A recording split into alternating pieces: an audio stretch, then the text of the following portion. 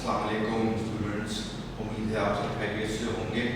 अब हम अपने नए सेशन के अंदर जो है वो अपने टॉपिक को थोड़ा सा और आगे की तरफ मूव कर रहे हैं। लास्ट सेशंस के अंदर हमने जो डिस्कशन करी है वो सेंट्रल टेंडेंसी, डिस्पर्जन और रिलेटिव मेजर्स ऑफ डिस्पर्जन की कैलकुलेशंस करी थी। स्टार्टिंग के अंदर हमने जो है वो रॉ डाटा को यूज़ किया था, ठीक है, जो बिल्कुल ही जो है वो अनरूल फॉर्म में होता है, यानी जो बिल्कुल आप समझ लें कि फर्स्ट हैंड इंफॉर्मेशन जिसे कहते हैं वो कहलाती है आपकी रॉ डाटा। उसके बाद फिर हमने मूव किया था अनग्रुप्ड फ्रीक्वेंसी डिस्ट्रीब्यूशन पे। फ्रीक्वेंसी डिस्ट्रीब्यूशन को हमने दो पार्ट्स में डिस्ट्रीब्यूट किया था, और एक था हमारा अनग्रुप्ड फ्रीक्वेंसी डिस्ट्रीब्यूशन और दूसरा था हमारा ग्रुप फ्रीक्वेंसी डिस्ट्रीब्यूशन। तो अनग्रुप्ड फ्रीक्वेंसी डिस्ट्रीब्यूशन में आपको मैंने बताया था कि जब आपके पास जो है वो डाटा वैल्यूज जो हैं वो कम हो जाती हैं, ठीक है, जब डाटा वैल्यूज आपकी कम हो जाती हैं और नंबर ऑफ वैल्यूज बढ़ जाएं तो आप क्या करते हैं, फिर आप लेते हैं वहाँ पर अनग्रुप्ड फ्रीक्वेंसी डिस्ट्रीब्यूशन का टेबल। और जब आपके पास डाटा वैल्यूज बढ़ जाए, जिसकी एग्जांपल अगर आपको याद हो मैंने दी थी कि अगर कोई टेस्ट जो है वो आपका कंडक्ट हो रहा हो और उसके टोटल मार्क्स जो है वो 50 हो या 100 हो, तो जितने भी स्टूडेंट्स वहाँ पे अपीयर होंगे, चाहे वो 100 हो, 200 हो, 1000 हो, जितने भी स्टूडेंट्स आपके अपीयर होंगे वो स्कोर करेंगे फ्रॉम 0 to 100, ठीक है। अगर 100 मार्क्स का पेपर है तो वो स्कोर करेंगे 0 to 100। जैसे कि आपके नॉर्मल जो पेपर्स होते हैं उसके अंदर आप देखें कि मैट्रिक क्लास के अंदर मैथ्स का पेपर होता है अगर, तो उसका 100 मार्क्स की उसकी जो है वो डिस्ट्रीब्यूशन होती है। तो कितने लोग पेपर देते हैं, जितने भी लोग पेपर देंगे उनके मिनिमम मार्क्स या तो 0 होंगे और मैक्सिमम मार्क्स होंगे वो 100 होंगे, और जितने लोग अटेम्प्ट कर रहे होंगे उन सब की कैलकुलेशन मतलब जो ऑब्जर्वेशन होंगे वो 0 से 100 के दरमियान होंगे। तो 0 से 100 का मतलब हो जाएगा कि आपके पास 100 data values available. 100 data values available होने की वजह से क्या होगा आपके पास, अब वहाँ पे अनग्रुप्ड फ्रीक्वेंसी डिस्ट्रीब्यूशन का टेबल बनाना थोड़ा सा मुश्किल हो जाएगा कि हर डेटा वैल्यू के लिए अलग अलग मतलब मैं इसको रिकॉर्ड करूँगा तो मेरे लिए बहुत हैक्टिक काम हो जाएगा। तो जब हमारे पास डाटा वैल्यूज बढ़ जाती हैं तो हम अपना टेबल जो यूज़ करते हैं वो हम यूज़ करते हैं that is the group frequency distribution. और आज का जो हमारा सवाल है वो ग्रुप फ्रीक्वेंसी डिस्ट्रीब्यूशन के ऊपर ही है, ठीक है जी। अब हम ग्रुप फ्रीक्वेंसी डिस्ट्रीब्यूशन के ऊपर अब हम मेजर करेंगे सेंट्रल टेंडेंसीज को और डिस्पर्जन को और रिलेटिव मेजर्स ऑफ डिस्पर्जन को। तो हम देखेंगे कि सेशन में हम कहाँ इसको जो है वो सॉल्व करते हैं। अगर सेशन कंप्लीट हो जाएगा तो फिर हम अपने नेक्स्ट टॉपिक की तरफ मूव ऑन करेंगे, वरना फिर हम जो है वो इसी को ही क्या करेंगे, हम इसी को जो है हम जो है वो मूव ऑन करेंगे नेक्स्ट आफ्टर सेशन के लिए, ठीक है जी। तो हमने यहाँ पे एक सवाल लिया है, ठीक है, ग्रुप फ्रीक्वेंसी डिस्ट्रीब्यूशन का हमने एक जनरल सवाल लिया है that is the group frequency distribution, जिसके अंदर आपके पास क्लास इंटरवल्स गिवन होते हैं, ठीक है जी। ये जो आपके पास ग्रुप्स हैं आपके पास 10 to 19, 20 to 29, 30 to 39, 40 to 49, that is the class intervals, ये ग्रुप्स होते हैं, ठीक है जी। और इनकी आपके पास कॉरेस्पॉन्डिंग वैल्यूज जो दी हुई हैं वो इनकी फ्रीक्वेंसीज हैं कि 10 से लेकर 19 तक की जो ऑब्जर्वेशंस हैं उसके अंदर 4 आपके पास जो है वो ऑब्जर्वेशंस आपके पास अवेलेबल हैं, ठीक है। 20 to 29 के पास 7 है, ठीक है। 30 to 39 ऑब्जर्वेशंस में 15 नंबर ऑफ वैल्यूज हैं आपके पास गिवन है। 40 to 49 11, 50 to 59 that is 6 and 60 to 69 आपके पास कितनी ऑब्जर्वेशंस हैं, आपके पास 2 ऑब्जर्वेशंस अवेलेबल हैं। इसे हम कहते हैं आपका ग्रुप फ्रीक्वेंसी डिस्ट्रीब्यूशन, क्योंकि आपके पास इसके अंदर क्या होगा, इसके अंदर वैल्यू जो है वो ग्रुप्स की फॉर्म में जो है वो अवेलेबल होंगी, ठीक है। कैलकुलेशन का मोड जो है वो हमारा वैसे ही है। कैलकुलेशन मोड के अंदर हमने देखा कि हमने सेंट्रल टेंडेंसी को पहले फोकस किया। फर्स्ट फेज जो होता है हमारे पास वो क्या है, हमारा सेंट्रल टेंडेंसी का है, और इसी सेंट्रल टेंडेंसी के बाद फिर हम जो है वो मूव करते हैं टुवर्ड्स द डिस्पर्जन, ठीक है। तो हमने इसको जो है वो क्या किया हुआ है, अभी हमने थोड़ा सा जो है वो आपकी ईज के लिए इन तमाम इसके अंदर जो कैलकुलेशंस हैं उसको हमने प्रायर नोटिस के ऊपर जो है वो हमने क्या कर लिया, सॉल्व करके रख लिया, ताकि जो कैलकुलेशन का जो पीरियड टाइम है वो यहाँ पे थोड़ा सा क्या हो जाए, सेव हो जाए। तो मूव ऑन करते हैं इसकी तरफ, अब हम इसके सोल्यूशन की तरफ मूव ऑन करते हैं। तो जब भी हम इसका सोल्यूशन स्टार्ट करेंगे तो हमें पहले क्या करना पड़ेगा, पहले तो हमें इन वैल्यूज को ग्रुप की फॉर्म में यानी टेबल की फॉर्म में लाना पड़ेगा। तो ये जो क्लास इंटरवल्स है हमारे पास, ठीक है, वो आ जाएंगे आपके पास 10 to 19, 20 to 29, 30 to 39, 40 to 49, ठीक है, 50 to 59 एंड 60 to 69, ठीक है।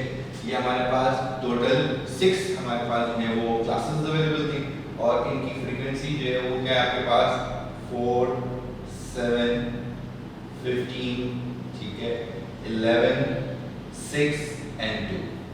ये क्लास इंटरवल्स हैं आपके पास, बेसिकली वो किसी चीज़ की लेंथ को भी मेजर कर सकते हैं, वो किसी की आपको समझ लें कि लाइफ को भी मेजर कर सकते हैं, मार्क्स ऑब्टेन की फॉर्म में भी हो सकता है ये, ठीक है। और जो फ्रीक्वेंसी होती है, फ्रीक्वेंसी जो है उन ऑब्जर्वेशंस के काउंट को कहा जाता है, ठीक है। फॉर एग्जांपल अगर ये मार्क्स ऑब्जर्वेशन है कि मार्क्स ऑब्टेन की लिस्ट है कि 10 से 19 तक मार्क्स लेने वाले, 20 to 29 मार्क्स लेने वाले, 30 to 39 मार्क्स लेने वाले, तो फ्रीक्वेंसी शो करेगी नंबर ऑफ स्टूडेंट्स को कि 10 से 19 मार्क्स लेने वाले 4 स्टूडेंट्स हैं। अब हमें ये नहीं पता होता ग्रुप फ्रीक्वेंसी के अंदर कि यहाँ आपके पास जो 10 से लेकर 19 तक के जो लोग हैं वो कितने हैं, ठीक है। तो 10 से 19 वाले लोगों में क्या हो जाएगा आपके पास 10 से 19 लोगों, 10 से 19 में 4 स्टूडेंट्स की ऑब्जर्वेशन जब आ जाएगी आपके पास, तो इसका मतलब क्या होगा, तो वहाँ आपके पास समझ लें कि 10 से लेकर 19 मार्क्स के अंदर हम आइडेंटिफाई नहीं कर सकते कि 4 मार्क्स वाले कौन कौन हैं। इसीलिए जब हमने ये डेटा डिस्ट्रीब्यूशन को लिखा था तो हमने उसको बताया था कि ग्रुप फ्रीक्वेंसी डिस्ट्रीब्यूशन को हम किसी और डेटा के ऊपर मूव ऑन नहीं कर सकते, ठीक है। अच्छा, अब इसके साथ साथ हमें यहाँ पे कैलकुलेशन करनी है, ठीक है। तो कैलकुलेशन के लिए हमारा तरीकेकार जो था वो हम क्या करते हैं, हम साथ साथ एक एक जो है वो फॉर्मूला लेते जाते हैं, ठीक है जी। फॉर्मूला भी डिस्कस करते हैं और उसके साथ साथ उसके जो रिक्वायर्ड कॉलम्स हैं, ठीक है, हम उनको भी जो है वो यहाँ पे डिस्कस कर लेंगे, ठीक है। तो सबसे पहली चीज आपके पास क्या है, सबसे पहली चीज तो आपके पास आ रही है that is the arithmetic mean. Arithmetic mean आपको कैलकुलेट करने के लिए जो फॉर्मूला यूज करना है, फ्रीक्वेंसी डिस्ट्रीब्यूशन का फॉर्मूला हमने लिखा था summation fx divided by summation f, ठीक है। Summation fx divided by summation f का मतलब क्या हो जाएगा आपके पास, यहाँ आपके पास फ्रीक्वेंसी का टोटल कितना आ रहा है दैट इज 45 और हमें यहाँ पे क्या करना पड़ेगा, अब हमें यहाँ पर जो है वो इस फॉर्मूले को देखते हुए हमें यहाँ पे एक कॉलम को क्रिएट करना पड़ेगा और वो कॉलम कौन सा कॉलम हो जाएगा हमारे पास, वो कॉलम हो जाएगा हमारे पास दैट इज fx। अब ये जो fx आ रहा है यहाँ पर, x तो यहाँ पे आपको मौजूद ही नहीं था, अनग्रुप के अंदर तो आपके पास x मौजूद था, तो इसका मतलब हो जाएगा इस fx के कॉलम से पहले यहाँ आपको एक कॉलम बनाना पड़ेगा जिसे आप कहते हैं मिड पॉइंट, ठीक है, इसे आप कहते हैं मिड पॉइंट और ये होगा आपका यहाँ पर x। और मिड पॉइंट निकालने के लिए अब तरीकेकार क्या होगा, मिड पॉइंट निकालने का तरीकेकार ये होता है कि जो इंटरवल्स आपको गिवन होते हैं, ठीक है, यहाँ आपके पास 10 और 19 अपर इंटरवल एंड लोअर इंटरवल, ठीक है, ये upper class interval 10, lower class interval 19, इन दोनों को ऐड करके 2 से डिवाइड करेंगे, तो ये आ जाएगा आपके पास दैट इज 14.5, ठीक है। इसी तरीके से 20 प्लस 29 divided by 2 it will become 24.5, then फिर ये आएगा 34.5, ये आएगा 44.5, 54.5 and 64.5। It's up to you कि अगर आप इसको चाहें तो आप हर दफा लिखें और अगर ना लिखें तो इससे कोई फर्क नहीं पड़ता। आप ऊपर एक मेंशन कर सकते हैं, कैलकुलेट करके दिखा सकते हैं कि आपने मिड पॉइंट कैसे कैलकुलेट किया है और देन उसके बाद उसको कैरी ऑन कर दे नीचे, सिंपल, ठीक है। अब यहाँ पे जो हमारी रिक्वायर्ड कॉलम की रिक्वायरमेंट थी दैट इज द fx, अब हम यहाँ पे क्या करेंगे fx को कैलकुलेट करेंगे। fx का मतलब क्या हो जाएगा, फ्रीक्वेंसी के कॉलम को x के कॉलम के साथ यानी हर इंडिविजुअल वैल्यू को आपस में मल्टीप्लाई करते जाएंगे। जब हम fx की वैल्यूज को निकालेंगे तो ये आपके पास कितनी आ रही है 42.5 into 4 it will become 58, 7 into 24.5 171.5, ठीक है जी, 15 into 34.5 517.5, ठीक है जी, 11 into 44.5 489.5, 16 into 54.5 that is 327 और 2 into 64.5 129, इसका टोटल जिसका टोटल रिक्वायर्ड होगा उसके नीचे जो है वो टोटल की लाइन आएगी। सही है, जिसका टोटल रिक्वायर्ड नहीं होगा उसके नीचे मैंने लाइन नहीं दी है। इसका टोटल करेंगे आप तो इसका टोटल कितना आ जाएगा आपके पास, इसका टोटल आएगा 1693। इन वैल्यूज को अपने फॉर्मूले के अंदर पुट करना है। जब हम फॉर्मूले को अंदर पुट करेंगे वैल्यूज को तो क्या हो जाएगा कि अरिथमेटिक मीन को हम कहते हैं x बार, और ये हो जाएगा 1693 डिवाइडेड बाय 45। तो x बार की वैल्यू हमारे पास जो जनरेट हो रही है वो कितनी हो जाएगी, दैट इज 37.61। ये हमारा आंसर आ जाएगा किसका, ये हमारा आंसर आ गया that is for arithmetic mean. ठीक है, अच्छा फिर सेकंड रिक्वायरमेंट हमारे पास क्या है, ज्योमेट्रिक मीन की रिक्वायरमेंट है। ये थोड़ा सा क्या है आपके पास, arithmetic, geometric and harmonic mean. अब जो हम कैलकुलेट कर रहे हैं that is the geometric mean. तो फ्रीक्वेंसी डिस्ट्रीब्यूशन चाहे वो अनग्रुप हो या ग्रुप, उसके अंदर अरिथमेटिक, ज्योमेट्रिक, हार्मोनिक मीन की जो फार्मूला है वो सेम है क्योंकि उनके अंदर फ्रीक्वेंसी इन्वॉल्व हो जाती है। तो फार्मूला आपके पास क्या था, that is geometric mean equals to antilog summation f log x divided by summation f। अच्छा जी, तो अब आपके पास क्या हो गया, यहाँ पे समीशन f log x का मतलब क्या हो गया कि यहाँ हमें जो कॉलम रिक्वायरमेंट है फ्रीक्वेंसी के कॉलम को log x से मल्टीप्लाई करना है। तो रॉ डेटा के अंदर हमने log x निकाला था, log अप्लाई करते जाएंगे x की वैल्यूज के ऊपर। तो यहाँ हमें वो काम करने की जरूरत नहीं है, हमें यहाँ पे क्या करना होगा, हमें यहाँ पे डायरेक्ट फॉर्म बनाना होगा f into log x का। सही है, क्योंकि हम डबल मेहनत क्यों करें, यहाँ पे हमें डबल मेहनत करने की जरूरत नहीं है। जब आपके पास साइंटिफिक कैलकुलेटर अवेलेबल है तो उसके ऊपर आप डायरेक्टली काम कर सकते हैं। उसका सिंटेक्स क्या बन जाएगा, f multiply by log x, frequency जैसे है आपके पास 4 मल्टीप्लाई बाय log और x की वैल्यू है 14.5 इक्वल्स टू दबाएंगे आपके पास तो डायरेक्टली क्या होगा, इसका आंसर जनरेट हो जाएगा। यानी आपको log x निकाल कर फिर उसको f से मल्टीप्लाई करके डबल कैलकुलेशन करने की जरूरत नहीं है। जो साइंटिफिक कैलकुलेटर है उसके अंदर आप डायरेक्टली लिखकर अपना आंसर फेच कर सकते हैं। तो अब f into log x करने पे जो हमारे पास वैल्यू जनरेट होंगी f into log 14.5 that is 4.645। ठीक है, 7 into log 24.5 9.724। ठीक है, 15 into log 34.5 ये आ रहा है 23.067। 11 multiply by log 44.5 18.132। ठीक है, then फिर 6 into log 54.5 10.418 और 2 multiply by log 64.5 that is 3.619। इनका टोटल करेंगे तो हमारा वैल्यू आ रही है that is 69.606। इसको जब हम पुट करते हैं यहाँ पे तो क्या बन जाएगा आपके पास, that is एंटीलॉग के बाद आपके पास वैल्यू आ रही है 69.606 डिवाइडेड बाय 45। ठीक है जी, तो एंटीलॉग यहाँ आपके पास जो वैल्यू जनरेट करेगा वो टोटल वैल्यू आपके पास कितनी आ जाएगी, दैट विल बिकम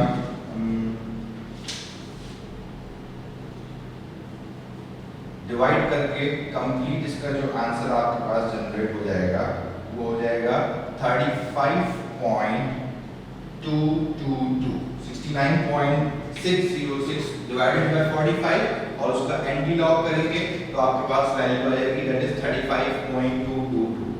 ठीक है, तो देन फिर मूव करेंगे हम अपने थर्ड रिक्वायरमेंट की तरफ। थर्ड रिक्वायरमेंट क्या है हमारे पास, थर्ड रिक्वायरमेंट है हमारी that is the harmonic mean. Harmonic mean आपके पास क्या होगा, HM equals to summation f divided by summation f upon x। ठीक है, तो इसकी रिक्वायरमेंट के लिए जो कॉलम हमें रिक्वायर्ड है वो क्या हो जाएगा आपके पास, कॉलम बनेगा हमारे पास f अपॉन x। अब तमाम वैल्यूज आपके पास यहाँ पे गिवन है, फ्रीक्वेंसी का भी कॉलम आपको मालूम है और x का कॉलम भी मालूम है।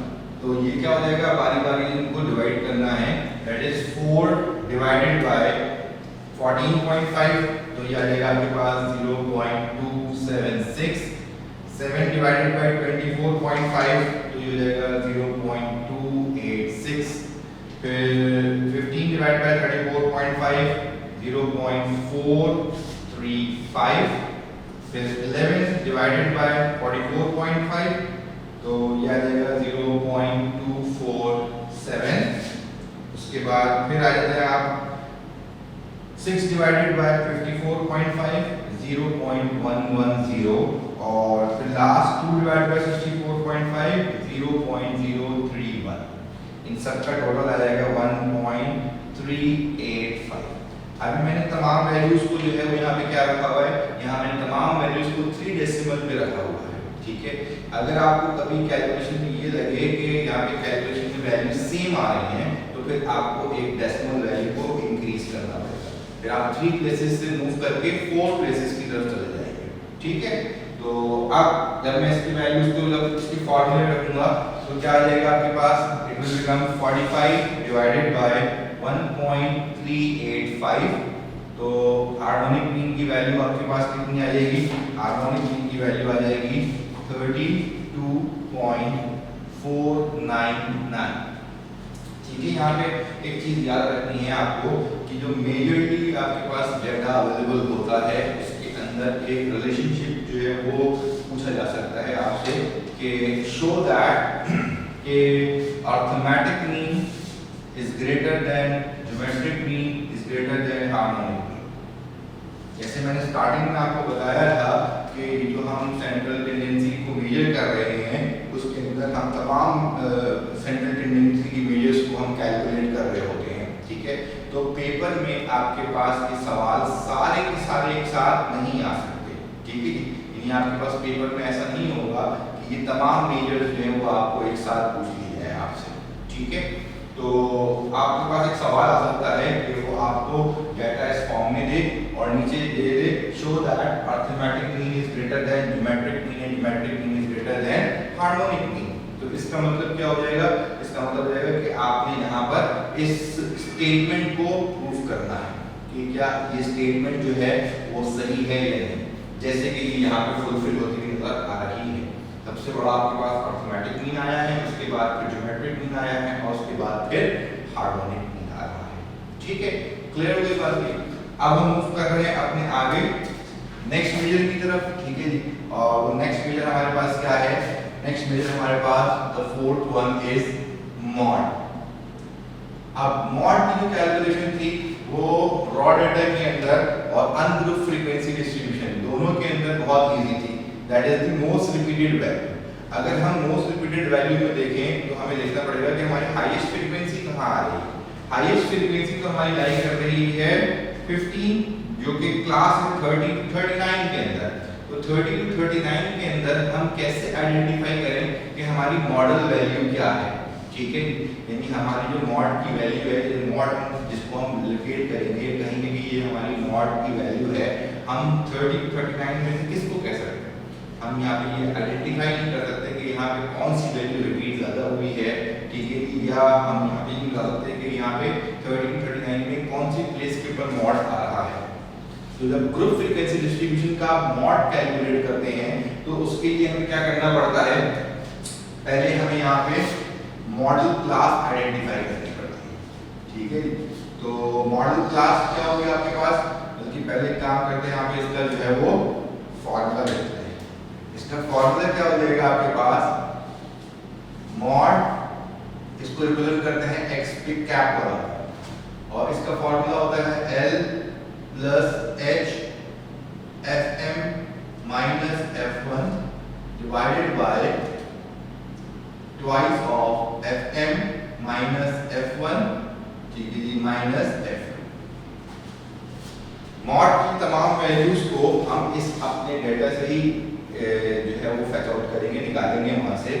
बट इसके अंदर अभी तो हमने यहाँ पे आइडेंटिफाई करना है कि मॉडल क्लास कौन सी है। तो मॉडल क्लास के लिए हम क्या करते हैं,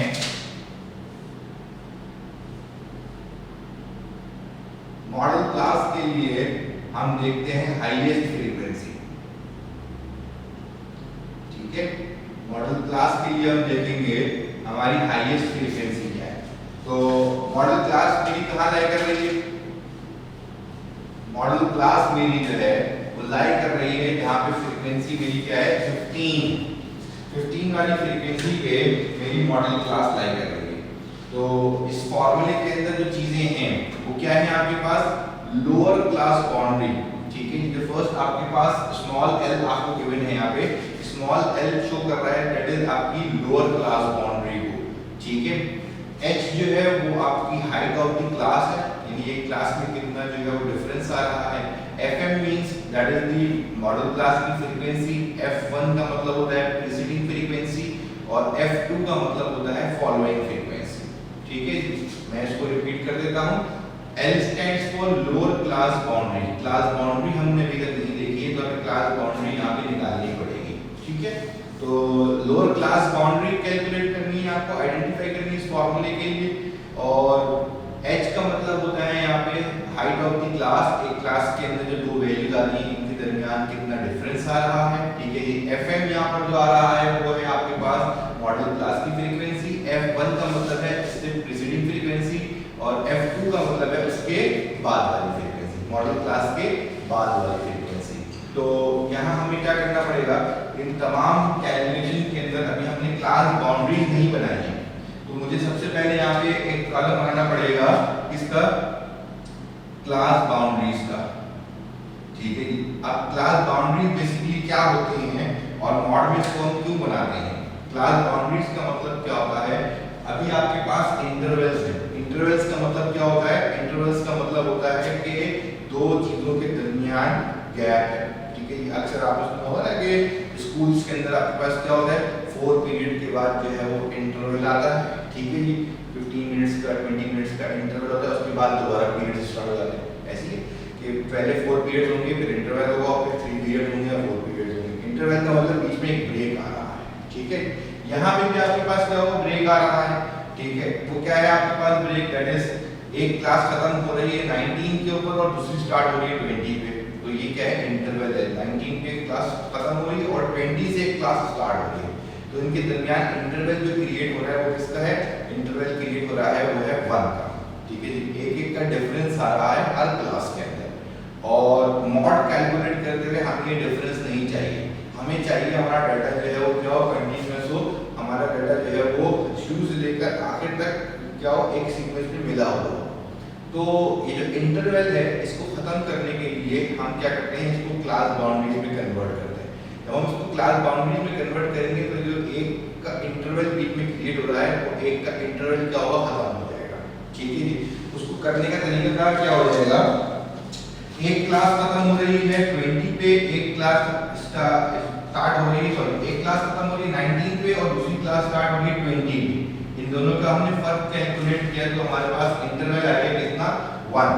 जब हमारे पास 1 का इंटरवल आया तो किसी भी दो नंबरों के दरमियान अगर हमें डिफरेंस को खत्म करना होता है तो हम पहले उसका डिफरेंस निकालते हैं, डिफरेंस निकाल लिया हमने 1, देन उसके बाद फिर हम क्या करते हैं, उसको हाफ कर देते हैं, जितना भी डिफरेंस आएगा उसको हम क्या कर देंगे, 2 से डिवाइड कर देंगे, तो वैल्यू क्या रहेगी आपके पास, दैट विल बिकम 0.5।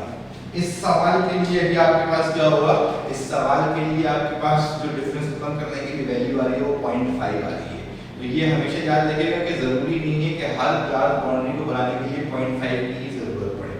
ठीक है जी, अगर आपके पास जो है वो दो वैल्यूज के दरमियान डिफरेंस जो है वो कम हो रहा है तो आपका फिर जो क्लास बाउंड्री बनाने के लिए जो डिफरेंस के अंदर खत्म करने वाली वैल्यू जनरेट होगी वो भी कम होने की छोटी आएगी। ठीक है जी, तो अब क्या करना होगा, इसको हमने क्या करना होगा, लोअर बाउंड्रीज में से निकाल देंगे और अपर बाउंड्रीज में इसको ऐड कर देंगे 0.5 को। तो ये किस तरह बन जाएंगे आपके पास, इस तरीके से बनेंगी कि यहाँ आप जब क्लास बाउंड्रीज के अंदर जाएंगे तो 10 में से 9.5 निकल जाएगा तो ये हो जाएगा 9.5। ठीक है, और 19 में जब ये ऐड होगा तो ये बन जाएगा 19.5। फिर 20 में से जब निकलेगा तो ये 19.5 और ये 29.5। फिर 29.5 टू 39.5, देन फिर 39.5 टू 49.5, फिर 49.5 59.5, ठीक है। फिर 59.5 और 69 में जब ऐड करेंगे तो ये जाएगा 69.5। तो यहाँ आपके पास जो वैल्यूज बन जाएंगी वो क्या आ जाएगी आपके पास, ये तमाम वैल्यूज अगर आप देखें अपने इंटरवल्स के हिसाब से, तो ये जो स्टार्टिंग के बाद से जो इनकी एक अंडरस्टैंडिंग बनके मिलती चली जाएगी तो पूरी एंड तक चली जाएगी, ठीक है जी। 19.5 पे खत्म, 19.5 से स्टार्ट, तो यहाँ पे क्या हो गया, यहाँ आपका जो है वो इंटरवल का जो डिफरेंस था वो खत्म हो गया, ठीक है जी। इसे हम कहते हैं क्लास बाउंड्रीज। अगर आपके किसी मीन मीडियन मॉड के सवाल के अंदर ग्रुप फ्रीक्वेंसी डिस्ट्रीब्यूशन के अंदर अगर आपको पहले से ही क्या हो इसी तरीके से सवाल दिया हो तो फिर याद रखिए कि वहां पे आपको दोबारा क्लास बाउंड्रीज बनाने की जरूरत नहीं पड़ेगी, ठीक है जी। क्लियर हो गई बात ये। अब हमें जो वैल्यू लेनी है वो क्या है आपके पास, हमने मॉडल क्लास ली थी 15 वाली, ठीक है जी। तो जो हमारी थर्ड क्लास थी, जो थर्ड आपके पास क्लास इंटरवल में चीजें आ रही हैं वो वाली वैल्यूज हमने जो है वो अपने डाटा को फुलफिल करने के लिए लेनी है। तो क्या क्या लेना था हमारे पास था लोअर क्लास बाउंड्री। तो तीसरी लोअर क्लास बाउंड्री क्या आ रही है हमारे पास, दैट इज 29.5, ठीक है। क्लियर हो गई बात ये। अच्छा, h का मतलब क्या था, height of the class. Class boundary का डिफरेंस लेंगे, किसका डिफरेंस लेना है, क्लास बाउंड्रीज का डिफरेंस लेना है। तो 39.5 माइनस 29.5 ये शो हो रहा है कितना, दैट इज 10। क्लियर हो गई बात ये। फिर आते हैं fm। fm means model class की फ्रीक्वेंसी। मॉडल क्लास की फ्रीक्वेंसी कितनी आ रही है, 15, ठीक है, ये हो गया आपके पास 15। f1 किसे कहते हैं आप, मॉडल क्लास से प्रीसीडिंग फ्रीक्वेंसी। मॉडल क्लास से प्रीसीडिंग कितनी आ रही है आपके पास, दैट इज 7। अच्छा जी, फिर मॉडल क्लास के बाद वाली फ्रीक्वेंसी f2। तो f2 आपके पास कितना आ रहा है, 11। ये आपका डाटा जो है वो मैंने तमाम वैल्यूज किससे ले ली है, ये तमाम वैल्यूज मैंने जो ली हैं वो अपनी तीसरी क्लास से ली हैं, ठीक है जी। और इसको हमने जो है वो आइडेंटिफाई किया था, that is the model class, ठीक है। इसको हमने आइडेंटिफाई करा दिया, that is the model class. अब मॉडल क्लास के बाद जबकि तमाम वैल्यूज मेरे पास आ गई तो मैं क्या करूंगा, इसको मॉड के फॉर्मूले में ले जाता हूं।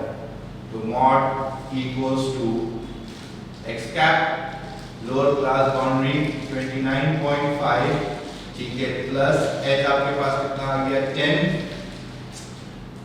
fm 15 माइनस 7, ठीक है, divided by 2 multiply by 15 minus 7 minus 11।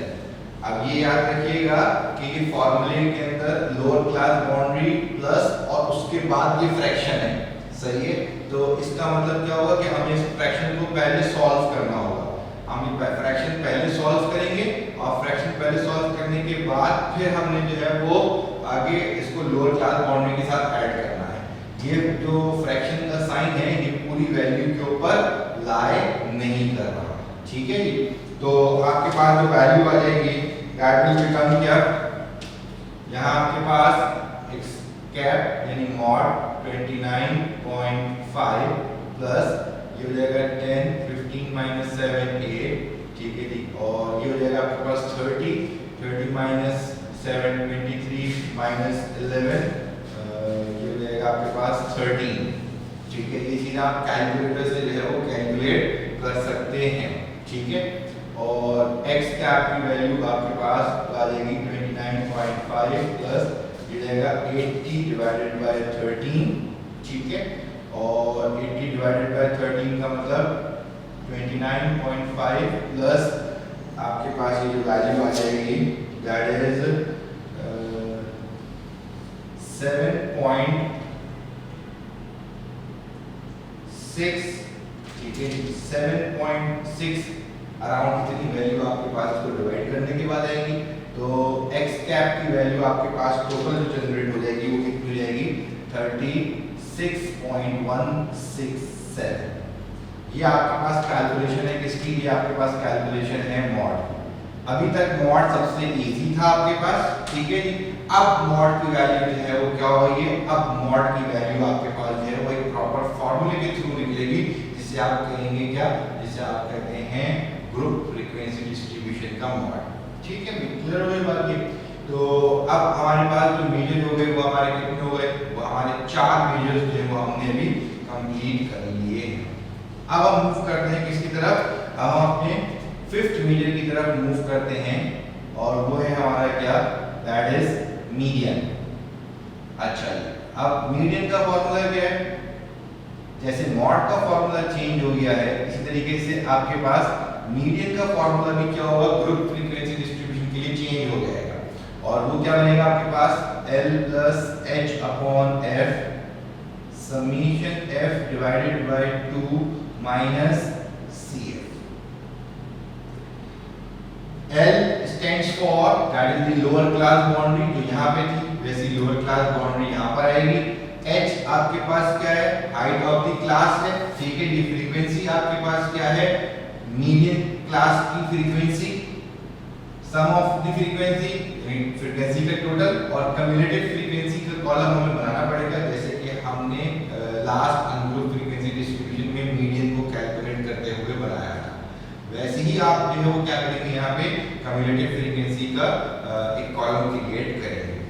जैसे आपको मॉडल क्लास निकालनी थी यहाँ पर, इसी तरीके से आपको क्या करना पड़ेगा, पहले यहाँ पर मीडियन क्लास आइडेंटिफाई करनी पड़ेगी, और मीडियन क्लास निकालने के लिए हमें क्या करना पड़ता है, समीशन f डिवाइडेड बाय 2 करना पड़ेगा। समीशन f डिवाइडेड बाय 2 का मतलब क्या हो जाएगा, दैट इज 45 डिवाइडेड बाय 2, तो ये हो जाएगा 22.5 वैल्यू। ठीक है, 22.5 वैल्यू जो है वो आपकी कहाँ पे लिखी जाएगी, वो आपकी देखी जाएगी, यहाँ पे भी मेंशन कर देते हैं आपके पास, answer will be seen in CF column. ठीक है भाई, इस आंसर को हमने CF कॉलम में देखना है। तो CF कॉलम तो अभी हमने बनाया नहीं है, तो हमें पहले यहाँ पे क्या करना पड़ेगा, यहाँ हमने जो है वो कम्युलेटिव फ्रीक्वेंसी का कॉलम बनाना पड़ेगा। और कम्युलेटिव फ्रीक्वेंसी के लिए क्या करते हैं आप, कम्युलेटिव फ्रीक्वेंसी के लिए हम हर प्रीसीडिंग फ्रीक्वेंसी को आगे वाली फ्रीक्वेंसी के साथ ऐड करते जाते हैं, तो एक नई फ्रीक्वेंसी बनती चली जाएगी जो अक्यूमुलेट करती है हर क्लास की फ्रीक्वेंसी को। कैसे, पहली फ्रीक्वेंसी थी आपके पास 4, ठीक है जी, तो जब हम सेकंड क्लास में जाएंगे तो ये प्रीवियस 4 और 7 मिलके सेकंड क्लास तक की फ्रीक्वेंसी आ गई 11, ठीक है। फिर प्रीसीडिंग 11 प्लस अब इसके अंदर आ गई 15, तो 11 प्लस 15 विल बिकम 26, ठीक है जी। फिर 26 और 26 के बाद इस क्लास की फ्रीक्वेंसी कितनी आ रही है आपके पास 11, तो 26 प्लस 11 ये हो जाएगा आपके पास 37। फिर ये प्रीसीडिंग 37 प्लस 6, तो 37 प्लस 6 विल बिकम 43, यानी सेकंड लास्ट क्लास तक की जो एक्यूमुलेट फ्रीक्वेंसी है वो कितनी हो गई 43, और फिर 43 प्लस 2 करेंगे तो ये आ जाएगी कितनी 45। तो 45 आपकी टोटल फ्रीक्वेंसी थी, और लास्ट क्लास की एक्यूमुलेशन जो है आपके पास, यानी पूरी क्लासेस को जब हम एक्यूमुलेट करेंगे तो आपकी टोटल फ्रीक्वेंसी वैसी ही आनी चाहिए। ठीक है, क्लियर हो गई बात ये।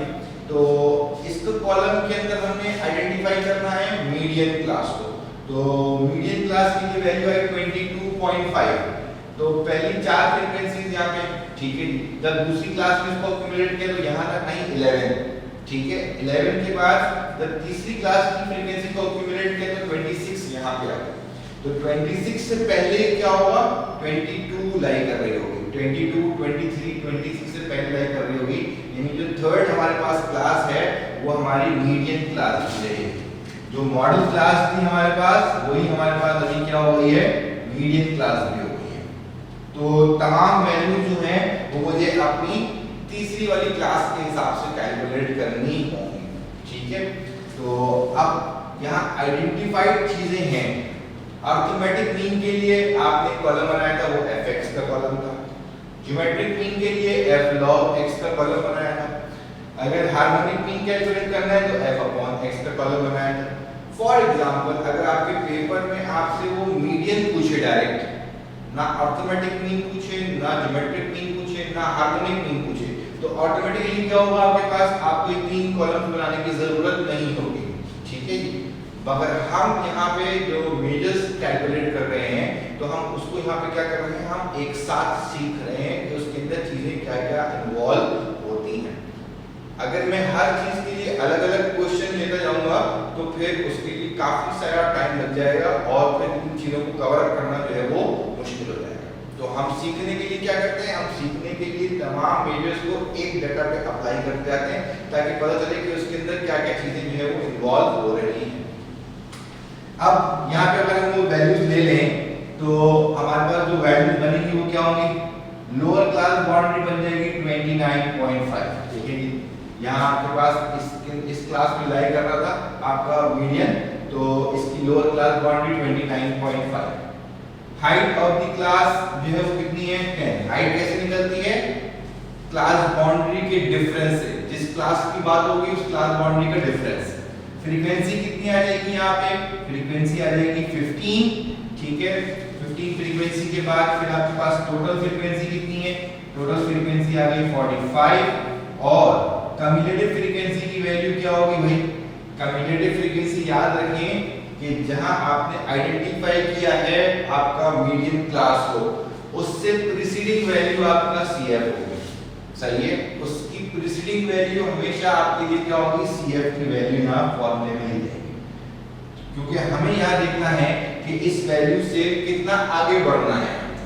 जैसे कि आपको मीडियन की कैलकुलेशन में याद हो कि हम वहाँ पे एक तरीकेकार लिखते थे कि अगर आपकी मीडियन के अंदर वैल्यू आ जाती थी 20.5, तो 20.5 के लिए हम क्या करते थे, 20th वैल्यू लिखते थे प्लस 0.5 लिखते थे और उसके बाद फिर जो है वो हम लिखते थे 21st value term minus 28th term. तो एक तरीकेकार था, अगर आपके पास वैल्यू पॉइंट्स में आती थी तो उसको कैलकुलेट करने का एक पैटर्न था। उसी पैटर्न को क्या कर दिया, ग्रुप फ्रीक्वेंसी डिस्ट्रीब्यूशन में थोड़ा सा और मजीद इलैबोरेट करके लिखा गया। ठीक है, तो अब उसका फॉर्मूला बन गया कुछ इस तरीके से। अब तमाम वैल्यूज आपने ले ली, अभी तमाम वैल्यूज यहाँ पे आपने ले ली हैं, तो अब इन वैल्यूज को हम क्या कर रहे हैं, मीडियन के अंदर। ठीक है जी, अब हम सब्स्टिट्यूट कर क्या क्या वैल्यू आ गई है आपके पास, आपके पास वैल्यू आ गई है लोअर क्लास बाउंड्री 29.5, हाइट आ गई है 10, फ्रीक्वेंसी है 15, सम ऑफ फ्रीक्वेंसी 45 और कम्युलेटिव फ्रीक्वेंसी आ रही है आपके पास दैट इज 11। तो मीडियन के फार्मूले में इन तमाम वैल्यूज को क्या कर देते हैं, पुट कर देते हैं। Median that is equals to congruence 29.5 plus h upon f means 10 upon 15। ठीक है जी, टोटल फ्रीक्वेंसी आपके पास कितनी आ रही है, 45 डिवाइडेड बाय 2 माइनस 11। तो यहाँ आपके पास जो वैल्यू आ जाएगी 29.5 प्लस 10 अपॉन 15, ये हो जाएगा 22.5 माइनस 11। अब ये याद रखिएगा कि अक्सर लोग क्या करते हैं कि जब मीडियन क्लास को आइडेंटिफाई करते हैं तो मीडियन क्लास को आइडेंटिफाई करने के बाद जो CF की वैल्यू है वो वही ले लेते हैं जो आपके पास लाई कर रही होती है उस मीडियन क्लास के अंदर। प्रीसीडिंग वैल्यू को क्या करते हैं, मिस कर जाते हैं। तो उसके लिए आप दिमाग में ये रखिएगा कि जब भी आप इस ब्रैकेट को माइनस करेंगे तो ये ब्रैकेट माइनस में नहीं आएगा। ठीक है जी, अगर आप मीडियन क्लास वाले कम्युलेटिव फ्रीक्वेंसी को ले लेते तो यहाँ पे मैं 26 लेता। ठीक है जी, 26 से क्या होता है, ब्रैकेट माइनस में आएगा, तो ये ब्रैकेट आपका क्या होता है, माइनस में नहीं आता है। ठीक है, क्लियर हो गई बात। तो आप इसको कैलकुलेटर से कैलकुलेट कर सकते हैं। जब आप इसको कैलकुलेटर से कैलकुलेट करेंगे तो आपके पास जो मीडियन का आंसर आएगा, अब मैं यहाँ पे आपके पास क्या कर रहा हूँ, मीडियन के आंसर को जो है वो नोट डाउन करवा देता हूँ। ये पूरा फ्रैक्शन पहले सॉल्व होगा, माइनस करें, मल्टीप्लाई बाय 10 डिवाइड बाय 15, जो जो आंसर आएगा उसको 29.5 से आपने क्या करना होगा, ऐड करना होगा। जब आप इसको ऐड कर लेंगे तो आपके पास जो आंसर जनरेट होगा that will become that is 37.167। ठीक है जी। अब यहाँ हमने थोड़ा सा काम जो है वो जल्दी कर दिया है कि ये काम आप जो है वो चेक कर सकते हैं। पहले ब्रैकेट को सॉल्व करना है, फिर फ्रैक्शन को मल्टीप्लाई कराना है, फ्रैक्शन को मल्टीप्लाई कराने के बाद फिर आप जाकर 29.5 उसमें ऐड करेंगे तो आपके पास जो आंसर जनरेट होगा वो क्या हो जाएगा, दैट विल बिकम 37.167। ठीक है। अच्छा, ये था आपके पास मीडियन। मीडियन के बाद क्या होगा आपके पास, मीडियन के बाद आपके पास जो है वो next calculation that is the sixth one ले लेते हैं इसको हम क्वार्टाइल्स। ठीक है जी। और क्वार्टाइल्स के अंदर क्या आ जाएगा आपके पास, क्वार्टाइल का अगर हम फॉर्मूला ले लें तो क्वार्टाइल का फॉर्मूला बन जाएगा QI equals to L plus H upon F I into summation F upon 4 minus CF। अब ये फैमिली जो है आपके पास क्या है, दिस फैमिली शोज दैट ये आपकी मीडियन से रिलेटेड फैमिली है। तो मीडियन के फॉर्मूले में और इसके फॉर्मूले में काफी रिजेम्बलेंस आपको नजर आएगी। ठीक है जी। और फर्क क्या होगा आपके पास, तो फर्क क्या हो जाएगा कि आपके पास मीडियन आपके डेटा को 2 पार्ट्स में डिवाइड करती है, इसलिए यहाँ आपके पास क्या था, इट इज डिवाइडेड बाय 2। और क्वार्टाइल आपके फॉर्मूले को आपके डेटा को 4 पार्ट्स में डिवाइड करते हैं, इसलिए इसमें क्या आएगा, data will be divided by 4। ठीक है जी। तो अगर हम यहाँ पे देखें तो I की वैल्यू क्या हो जाएगी, I stands for 1 2 3।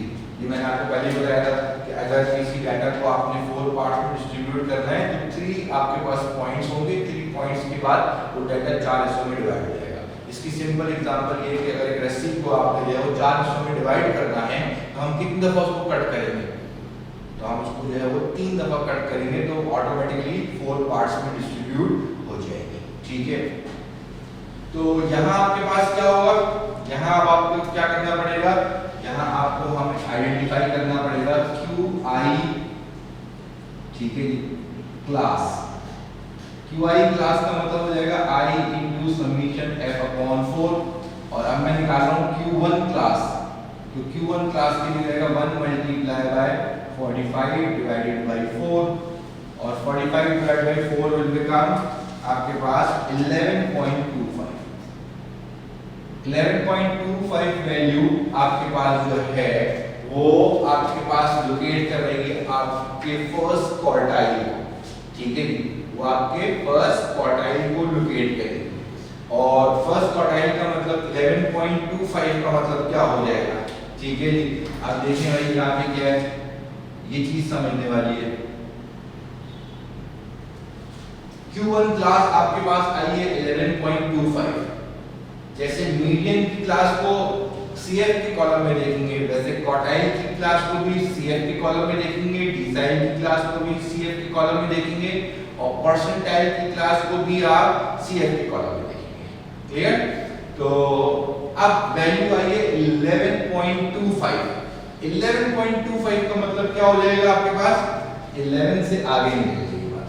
ठीक है जी, 11 से बात आगे निकल गई। 11.25 का मतलब है कि यहाँ आपके पास जो क्लास आएगी वो आपके पास कौन सी क्लास होगी, Q1 क्लास आपकी लाई करेगी थर्ड वाले की क्लास के अंदर, जिसके अंदर आपके पास 11 से वैल्यू आगे बढ़ जाएगी क्योंकि यहाँ तक की वैल्यू 11 है। तो 11.25 इसके बाद वाली क्लास में आएगा।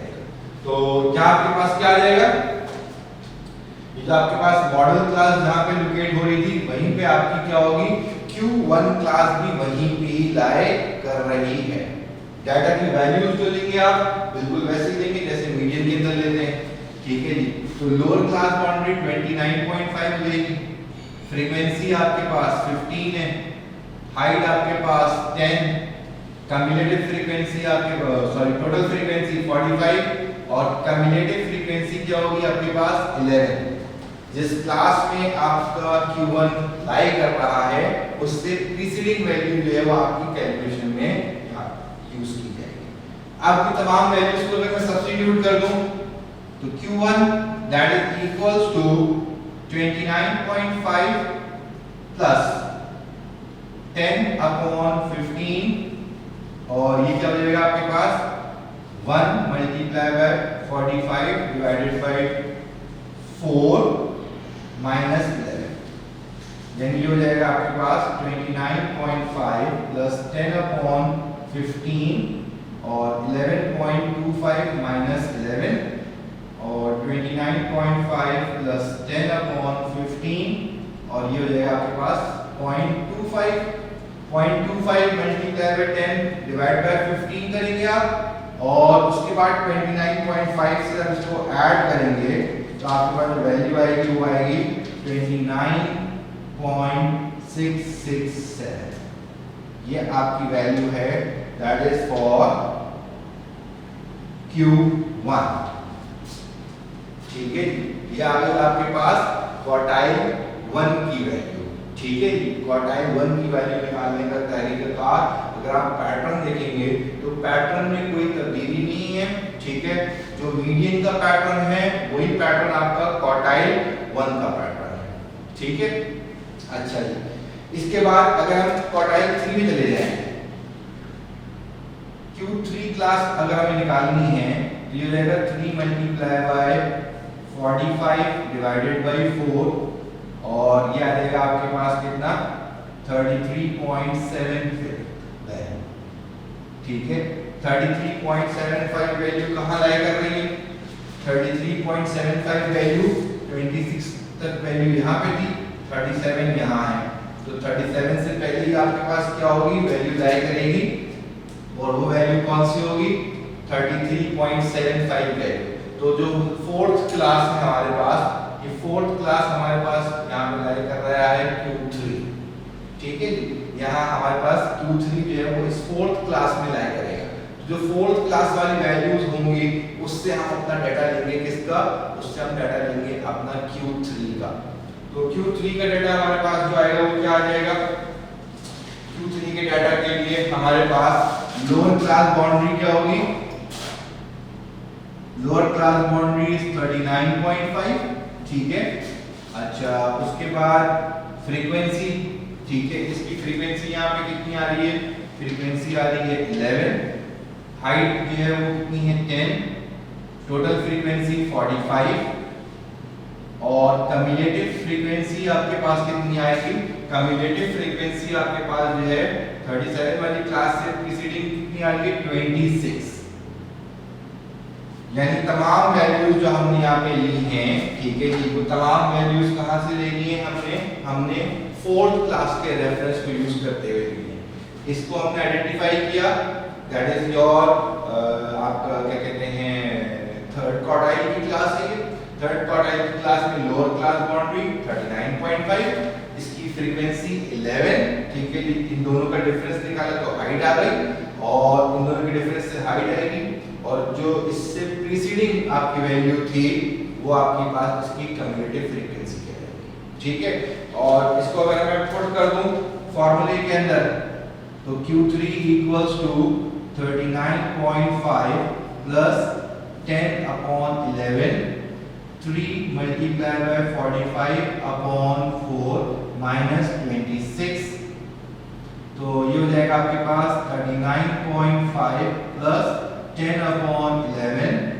33.75 minus 26 ठीक है जी और जब आप इसको माइनस करके इस पूरे फ्रैक्शन को सॉल्व करेंगे और 39.5 में उसको ऐड करेंगे तो आपके पास जो रिजल्ट आएगा वो होगा दैट इज 46.545 ठीक है 46.545 आपके पास जो है वो आ जाएगा Q3 का आंसर ठीक है जी क्लियर हो गई बात नहीं तो ये हो गया आपका median quartile and decent median and quartile 1 and quartile 3 ठीक है अच्छा अब हम यहाँ पे क्या कर रहे हैं अब हम यहाँ पर जो है वो एक टास्क यहाँ पे बना रहे हैं आपके लिए ठीक है और वो टास्क क्या है आपका वो टास्क ये है आपका कि जो आपकी 7th वैल्यू है सेवेंथ वैल्यू है आपकी डिसाइड, ठीक है, और बल्कि इसको थोड़ा सा ऐसे करें कि डिसाइड और परसेंटाइल को हम लिख सकें ताकि आपको जो है वो आसान हो जाए। सेवेंथ वैल्यू डिसाइड, ठीक है, और डिसाइड का जो फॉर्मूला होता है आपके पास वो क्या होगा, D I equals to L plus H upon F, ठीक है, I multiply by summation F upon 10 minus C F, ठीक है भाई। फैमिली, क्योंकि मीडियन की फैमिली है और इसमें डाटा डिवाइड हो रहा है कितने पार्ट्स में, डाटा डिवाइड हो रहा है आपका 10 पार्ट्स में, तो ये डिवाइडेड बाय क्या हो जाएगा आपका 10 हो जाएगा। तो आई क्या आइडेंटिफाई कर रहा है यहाँ पे, आई आइडेंटिफाई कर रहा है 1 2 3 सो ऑन टू 9, ठीक है। तो हमें यहाँ पे क्या करना है, डी आई क्लास आइडेंटिफाई करना है। डी आई क्लास का मतलब I multiply by summation f divided bye 10, summation f divided bye 10। हमें कैलकुलेट करना है यहाँ पे रिक्वायरमेंट के हिसाब से D6, तो मुझे यहाँ पे क्या करना पड़ेगा, D6 क्लास लेनी पड़ेगी, ठीक है। D6 क्लास में क्या आ जाएगा आपके पास, अगर आप यहाँ देखें तो it will become 6 multiply by 45 divided bye 10, 6 multiply by 45 divided bye 10, जो आपके पास वैल्यू जनरेट होगी वो हो जाएगी आपके पास कितनी, दैट इज 27। 27th वैल्यू आपके पास जो है वो कहाँ लाई करेगी, यहाँ पे 27th वैल्यू आपकी 4th क्लास में लाई कर रही है, ठीक है जी।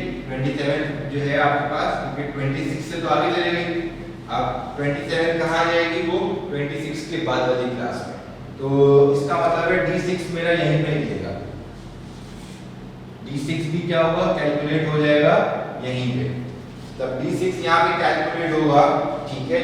तो यहाँ अब D6 की कैलकुलेशन जो है वो आपको करनी है, D6 मैं आपको कैलकुलेट करके यहाँ पर नहीं दे रहा, हाँ अलबत्ता मैं आपको D6 के आंसर को आइडेंटिफाई कर दूंगा यहाँ पे, कि जो D6 का आंसर आप कैलकुलेट करेंगे उसको आप चेक कर सकते हैं, वो कितना आएगा आपके पास, दैट विल बिकम 40.409, ठीक है भाई। तरीकेकार जैसे मैंने क्वार्टाइल 1 कैलकुलेट किया है, क्वार्टाइल 3 कैलकुलेट किया है, वैसे ही होगा, ठीक है। बस सिर्फ फर्क क्या हो जाएगा, अब आपको वैल्यूज जो होंगी इस 4th क्लास में से लेनी होंगी, ये वैल्यूज आइडेंटिफाई करने का तरीका भी हमने तीनों में सीख लिया है, फॉर्मूला आपके पास लिखा हुआ है, इसी के पैटर्न पे आपने जो है वो D6 की वैल्यू को कैलकुलेट करना है, और आसानी के लिए हमने इसके आंसर को आपके लिए यहाँ पे मेंशन कर दिया है, ठीक है जी। अच्छा, इसके बाद वाली वैल्यू क्या थी, इसके बाद वाली वैल्यू हमारे पास है वो है परसेंटाइल, ठीक है जी। तो परसेंटाइल के लिए क्या हो जाएगा formula, PI equals to L plus H upon F, ठीक है, और I multiply by summation F divided by 100 minus CF, क्योंकि परसेंटाइल आपके डाटा को 100 पार्ट्स में डिवाइड करेगा, इसलिए ये क्या होगा, डिवाइडेड बाय 100 होगा। तो I की वैल्यू क्या होगी यहाँ पे, 1 2 3 एंड सो ऑन टू 99। तो PI class will become I multiply by summation F upon 100, ठीक है। तो हमें 35th परसेंटाइल को कैलकुलेट करना है, तो 35th परसेंटाइल के लिए क्या हो जाएगा, 35 P35 क्लास को आइडेंटिफाई करने के लिए that is 35 multiply by 45 upon 100, और इसकी जो वैल्यू आएगी आपके पास वो आ जाएगी दैट इज 15.75 वैल्यू, ठीक है। 15.75 वैल्यू जो है वो कहाँ लाई करेगी, 15.75 वैल्यू अगेन आपकी जो है वो 3rd क्लास में ही लाई कर रही है।